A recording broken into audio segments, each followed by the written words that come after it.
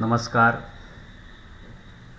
मराठा विद्या प्रसारक समाज KRT arts BH commerce and AM science KTHM college Nashik के हिंदी विभाग की ओर से सबका स्वागत।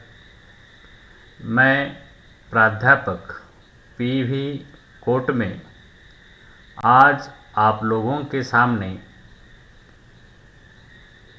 SYBA सेमेस्टर 3 विषय प्रयोजनमूलक हिंदी अनुप्रयोग पेपर सामान्य G2 इस विषय का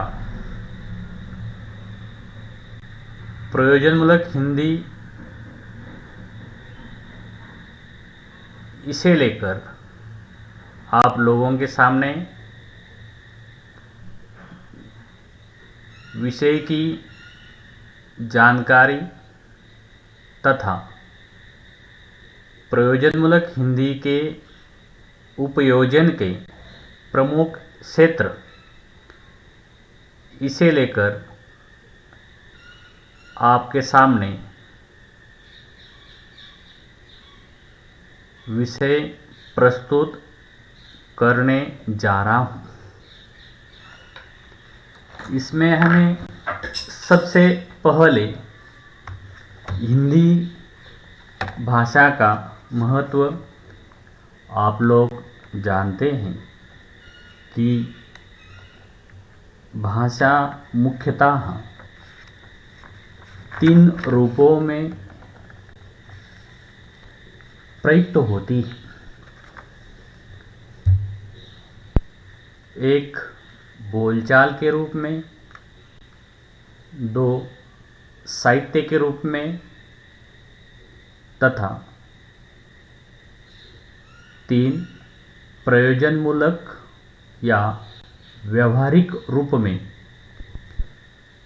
इस हेतु आप लोगों के सामने जो विषय अध्ययन के लिए हैं उसमें प्रयोजनमूलक हिंदी ये विषय है।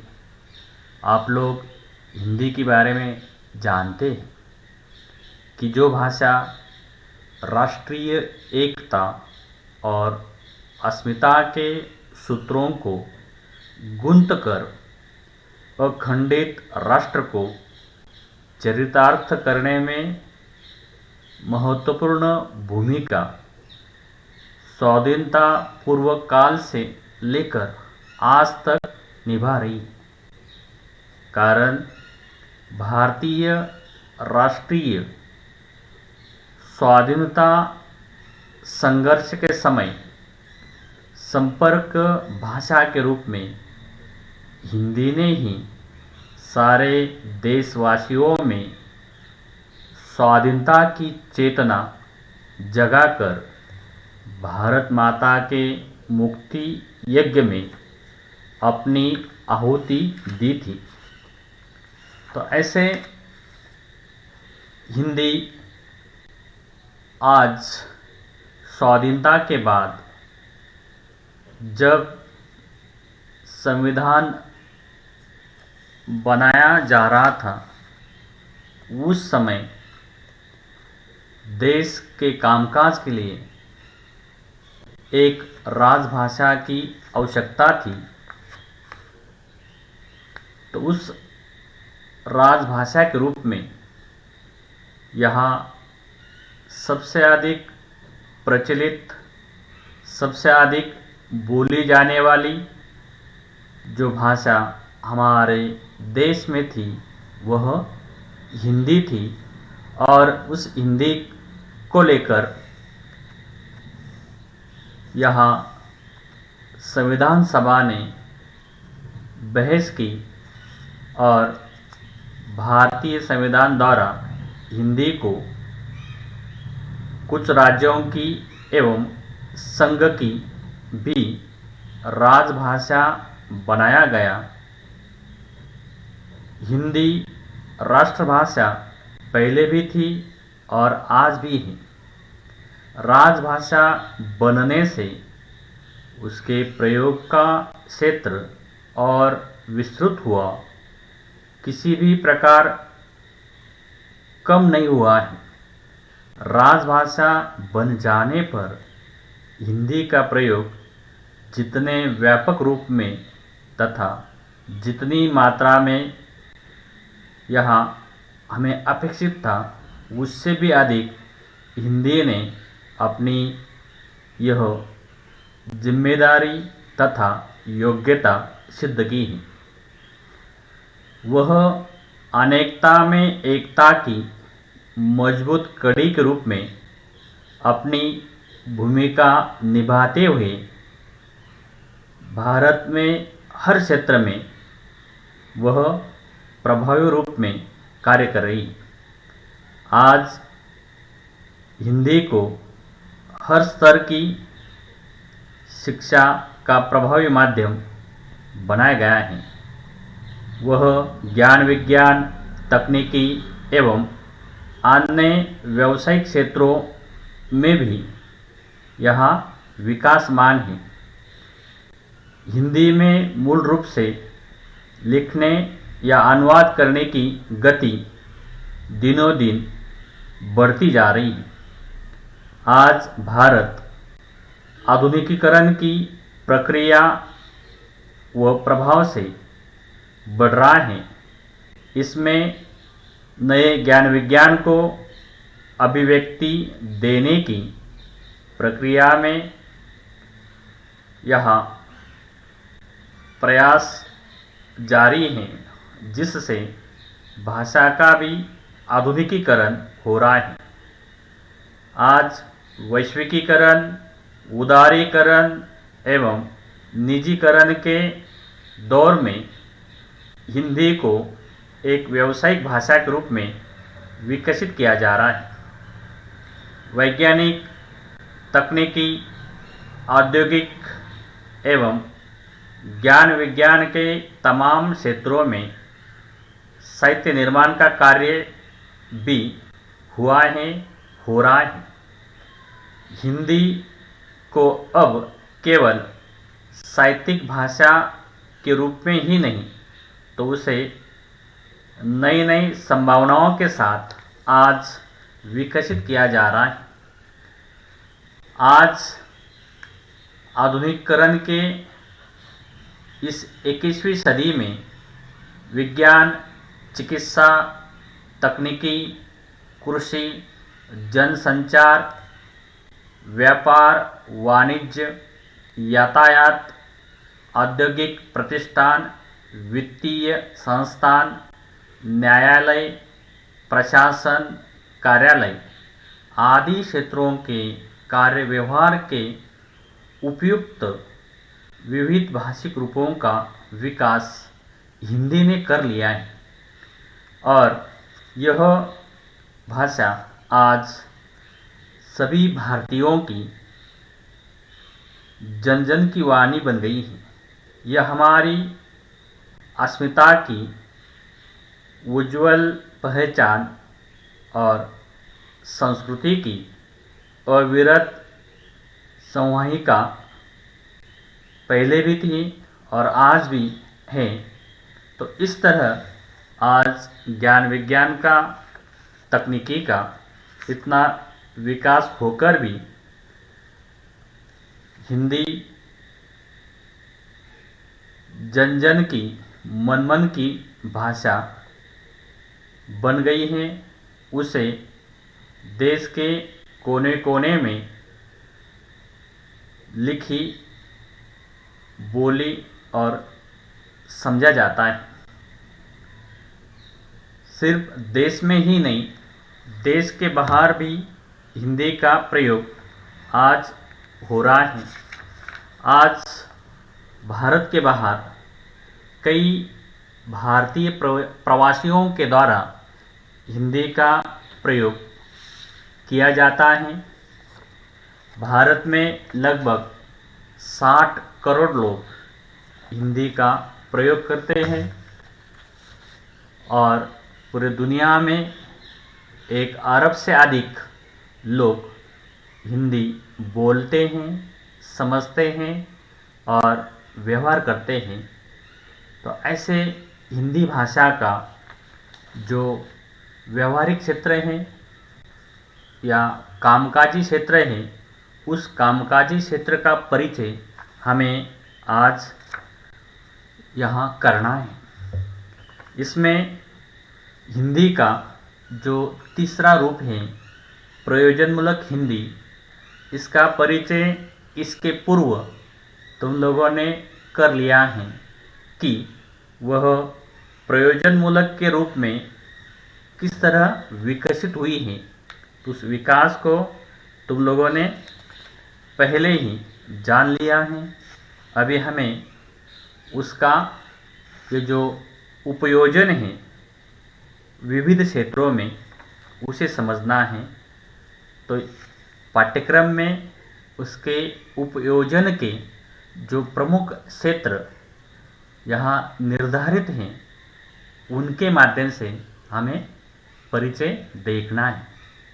तो चलिए पाठ्यक्रम में प्रयोजनमूलक हिंदी उपयोजन के प्रमुख क्षेत्र कौन से हैं, पहले हम उसे समझ लेते हैं।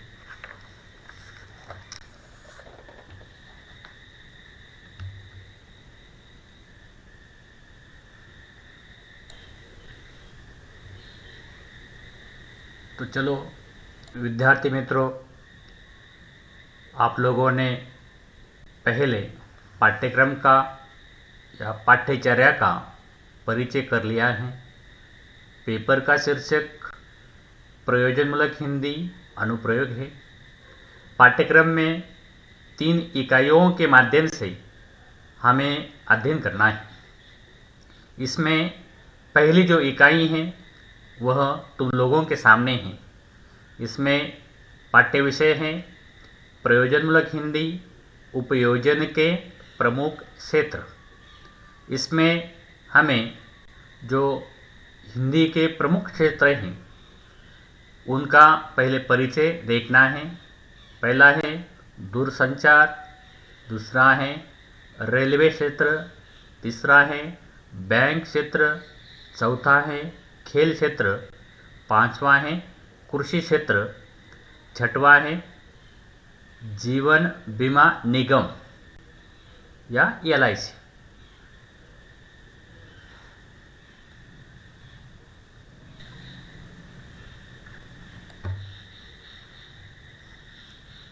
सातवां है प्रशासनिक क्षेत्र या सरकारी कामकाज का क्षेत्र।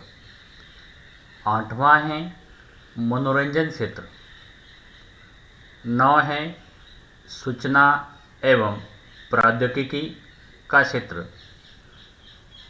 10 पर्यटन क्षेत्र और 11 है पत्रकारिता का क्षेत्र। 12 क्रम पर हैं प्रयोजनमूलक हिंदी के उपयोजन में आने वाली समस्याएं, अर्थात इन क्षेत्रों में जो प्रयोजनमूलक हिंदी का प्रयोग बढ़ रहा है, लेकिन इसमें कुछ समस्याएं हैं, तो उनका समाधान किस तरह किया जा सकता है या कौन कौन सी समस्याएं उत्पन्न हुई हैं, दिखाई देती हैं, उनका भी परिचय हमें इस इकाई के माध्यम से करना है। हमारे अध्ययन के लिए जो यहाँ इकाई है, उस इकाई के माध्यम से यहाँ उसका अध्ययन करना है। तो चलो अभी हमें एक एक विषय के माध्यम से या एक एक उपयोजन के क्षेत्र के माध्यम से यहाँ सबका अध्ययन करना है। सबका जो कार्य क्षेत्र है वह समझ लेना है। तो चलिए पहला क्षेत्र है, तो पहला क्षेत्र है दूरसंचार का क्षेत्र। दूरसंचार यानी जो हम टेलीफोन मोबाइल या दूरसंचार के माध्यम से आज इंटरनेट का प्रयोग करते हैं, उन सब के लिए हिंदी में दूरसंचार का क्षेत्र कहा जाता है। तो यहाँ दूरसंचार का जो चित्र है या इमेज है वो आप लोगों के सामने है। यह लोगो जनसंचार का है, जिसे BSNL भी कहा जाता है, अंग्रेजी में BSNL भी कहा जाता है। तो यह दूरसंचार के क्षेत्र में भारत ने क्रांति की और इस क्रांति का परिणाम ही आज आप लोगों के हाथ में जो मोबाइल, एंड्रॉयड मोबाइल उपलब्ध है, उस सब के पीछे इस दूरसंचार की क्रांति है। इसके पूर्व जो सैटेलाइट हैं या मानव निर्मित उपग्रह हैं, उन उपग्रहों के माध्यम से यह क्रांति यहाँ प्रारंभ हुई। यानी अंतरिक्ष में ये जो उपग्रह हैं यह छोड़े गए और इस नील क्रांति, उसे नील क्रांति भी कहते हैं। यानी इस नील क्रांति के माध्यम से ये क्षेत्र विकसित हुआ और इसमें कार्य करते हुए भाषा की ज़रूरत हुई और भाषा के रूप में दूरसंचार ने राजभाषा हिंदी का जो प्रयोग है वो करना आरंभ किया। क्योंकि आज़ादी के बाद हमारी संविधान सभा ने 14 सितंबर 1949 को देवनागरी लिपि में लिखी जाने वाली हिंदी को संघ की राजभाषा के रूप में स्वीकार किया। हमारे संविधान के अनुच्छेद 343 से लेकर 351 में केंद्र सरकार की राजभाषा नीति के बारे में प्रावधान किए गए हैं। परिणाम स्वरूप विभिन्न मंत्रालयों, विभागों एवं उपक्रमों में आज हमें हिंदी का प्रयोग बड़े पैमाने पर होते हुए दिखाई दे रहा है। तो यह संघ की जो राजभाषा हिंदी है, उस हिंदी का प्रयोग इन अनुच्छेदों के माध्यम से भारत सरकार के जितने भी सरकारी कार्यालय हैं, सरकारी उद्योग या उपक्रम हैं, उन उपक्रमों में यहाँ राजभाषा का प्रयोग करना यहाँ निर्धारित कर दिया। उसके लिए कई प्रकार के प्रावधान किए गए। आगे चलकर संविधान में यहाँ जो विधेयक हैं वो विधेयक लाए गए और उनके माध्यम से यहाँ जो हिंदी में काम करने का कार्य है या राजभाषा हिंदी का जो विकास है वो विकास करने का प्रयास हुआ। सबसे पहले शब्दावली आयोग बनाया गया। उसके माध्यम से इन क्षेत्रों में हिंदी शब्दों का जो प्रयोग है वो बढ़ने लगा। उसी के साथ धीरे धीरे इन क्षेत्रों में काम करने के लिए हिंदी भाषा का एक अलग हिंदी भाषा का प्रयोग यहाँ होने लगा। और ये दूरसंचार का जो क्षेत्र है, दूरसंचार के क्षेत्र में प्रयुक्त होने वाले शब्द ही यहाँ इस दूरसंचार की भाषा के शब्द बन गए हैं या दूरसंचार भाषा जो है वह अलग रूप से यहाँ प्रयुक्त होने लगी। और इस तरह हिंदी का ये अलग व्यवहारिक रूप प्रयोजनमूलक रूप सामने आया, यानी राजभाषा का ही एक उपरूप भी हम उसे कह सकते हैं। और यह उपरूप यहाँ सामने आया, जिसे उपयोजन भी कहते हैं। तो यहाँ राजभाषा के रूप में जो हिंदी ने दूरसंचार के क्षेत्र में कार्य करना प्रारंभ किया, तो यहाँ दो प्रकार से दूरसंचार के क्षेत्र में काम या कार्य किया जाता है, या दो विभाग होते हैं। पहला है प्रशासकीय विभाग और दूसरा है तकनीकी एवं ऑपरेटिव कार्य। यानी पहला जो विभाग है उसमें प्रशासकीय कार्य किया जाता है, यानी कार्यालयीन कामकाज किया जाता है, और उस कार्यालयीन कामकाज के लिए राजभाषा हिंदी का प्रयोग होता है। राजभाषा हिंदी के माध्यम से ही दूरसंचार के क्षेत्र में आज कार्य किया जाता है। और ये दूरसंचार सिर्फ BSNL या भारतीय दूरसंचार ही तक सीमित नहीं है। आज दूरसंचार से जो सेवाएं हैं आज निजी कंपनियां ले रही हैं। आप लोग जैसे जानते हैं, आइडिया, जियो, एयरटेल, टाटा, यह जो कंपनियां हैं, ये कंपनियां BSNL से या दूरसंचार से यह सेवाएं लेती हैं और हमें यहाँ अपने नाम से वह प्रभावित करती हैं। तो यहाँ दूरसंचार के क्षेत्र में जो सबसे महत्वपूर्ण है वो टावर, वो तुम लोगों को यहाँ दिखाई देता है। टावर के परिघ में जितने अंतर आता है, जिसे हम रेंज कहते हैं, और वो रेंज पकड़ने का ये चित्र यह दिखाई देता है। तो ऐसे अनेक मोबाइल कंपनियों के जो टावर हैं आज हमें पूरे भारत में, फिर वह शहर हो, देहात हो, हर जगह दिखाई देते हैं। तो यह तकनीकी विकास है, यह दूरसंचार का तकनीकी विकास है।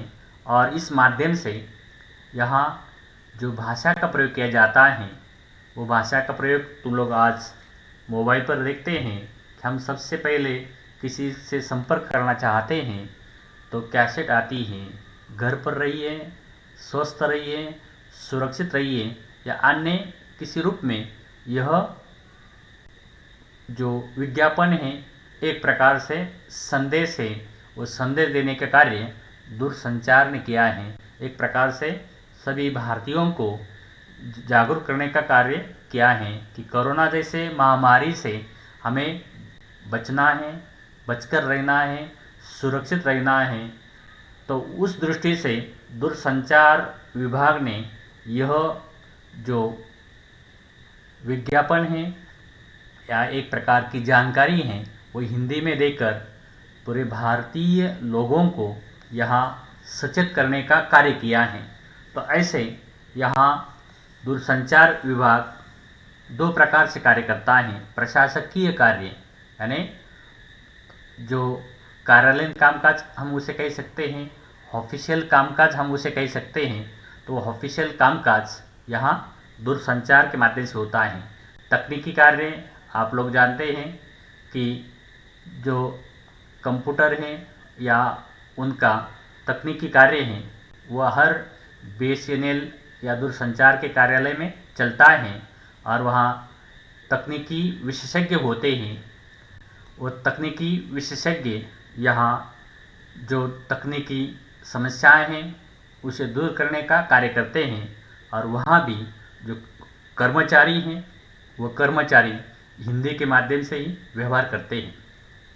तो ऐसे यहाँ BSNL के क्षेत्र में जो कार्य हैं वो कार्य राजभाषा हिंदी ने संविधान में जो स्थान प्राप्त कर लिया, उसके बाद इस दूरसंचार विभाग ने धीरे धीरे जो हिंदी में कार्य करना है वो प्रारंभ किया और उन्होंने आरंभिक अवस्था में अनुवाद का सहारा लिया और आगे चलकर इस विभाग ने धीरे धीरे जो कार्य हैं वो कार्य हिंदी में करना प्रारंभ किया गया। उसी के साथ इन कर्मचारियों को भारत सरकार के गृह मंत्रालय की ओर से जो हिंदी शिक्षण योजना है वह चलाई जाती है। उस योजना के माध्यम से अहिंदी भाषी कर्मचारियों को हिंदी में प्रशिक्षित करने का कार्य किया और उसके साथ उन्होंने यहाँ हिंदी में जो कार्य हैं वो बढ़ाया और इस तरह आज लगभग सभी उनके विभागों में कार्यालयों में हिंदी में कामकाज चलता है। आप भारत में कहीं भी फ़ोन लगाइए, बोलिए तो आपको पहले हिंदी में या प्रादेशिक भाषा में जो जानकारी है या कुछ संवाद है जिसे हम संप्रेषण कहते हैं वह दिखाई देता है। तो यह जो कार्य है यहाँ दूरसंचार के माध्यम से धीरे धीरे विकसित हुआ। आज वह अनेक प्रकार की सेवाएं देते हैं, जैसे वॉइस एवं नॉन वॉइस सेवाओं के रूप में वह उपलब्ध है।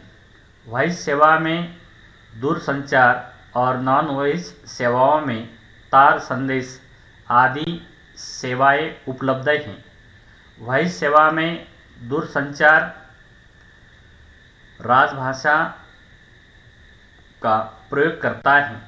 उसी के साथ नॉन वॉइस सेवा में भी वह राजभाषा हिंदी का ही प्रयोग विकसित कर रहा है। तार संदेश हिंदी में भेजने के लिए विशेष प्रयास यहाँ किए गए। आगे चलकर वॉइस सेवाओं में भी उद्घोषणा आदि भी यहाँ हिंदी के माध्यम से होने लगी। जैसे आज कोरोना की जो बात मैंने कही वह इसी प्रकार हिंदी में यहाँ उद्घोषणा की जाती है। प्रशासनिक कामकाज में पत्र लेखन, रिपोर्ट एवं अन्य कार्यों में हिंदी का ही प्रयोग किया जाता है। कुछ जगह अनुवाद के माध्यम से ये कार्य चलता है, तो वहाँ अनुवादक के रूप में भी कर्मचारियों को नियुक्त किया जाता है। उनके माध्यम से यहाँ अनुवाद कर जो कामकाज है वो किया जाता है। तो इस तरह दूरसंचार के क्षेत्र में आज हिंदी का जो प्रयोग है वह दिनों दिन हमें विकसित होते हुए दिखाई देता है। उन्होंने टाइपराइटर मशीनों, टेलीप्रिंटरों, इलेक्ट्रॉनिक उपकरणों, टाइपराइटर कंप्यूटर आदि में हिंदी में कार्य करने की सुविधाएं उपलब्ध करवाई हैं, जिससे कर्मचारियों और अधिकारियों को हिंदी में अनेक प्रकार के कार्य करने के लिए प्रेरणा मिली है। तो इस तरह राजभाषा का ये जो विकसित रूप है वह आज यहाँ हमें दिखाई देता है। इसी के साथ उन्होंने सॉफ्टवेयरों की सहायता से हिंदी में कार्य करना यहाँ पहले से ही प्रारंभ कर दिया है। आज के समय में हिंदी का जो स्वरूप विकसित हो रहा है उसमें उनका मौलिक योगदान हमें दिखाई देता है। तो इस तरह उनके सभी कार्यालयों में हिंदी का प्रयोग हमें दिनों दिन यहाँ बढ़ते हुए दिखाई देता है। तो ऐसे क्षेत्र में कुछ समस्याएं भी आ जाती हैं, तो उन समस्याओं के बारे में भी आगे चलकर हम यहाँ समझने का प्रयास करेंगे। तो ऐसे दूरसंचार के क्षेत्र में आज हिंदी का प्रयोग बढ़ता जा रहा है। हिंदी अधिक सरल और सहज बनकर उभर रही है, इसलिए कर्मचारियों को आसानी हो रही है। यह दूरसंचार का क्षेत्र हिंदी राजभाषा को लेकर यहाँ दिनों दिन विकास कर रहा है। तो आप लोग समझ गए दूरसंचार के क्षेत्र में हिंदी का प्रयोग कैसे यहाँ बढ़ रहा है। तो यह है दूरसंचार का क्षेत्र। आगे चलकर हमें अगला जो प्रयोजनमूलक हिंदी का दूसरा क्षेत्र है उसका परिचय देखना है। आज हम यहाँ रुक जाते हैं। धन्यवाद।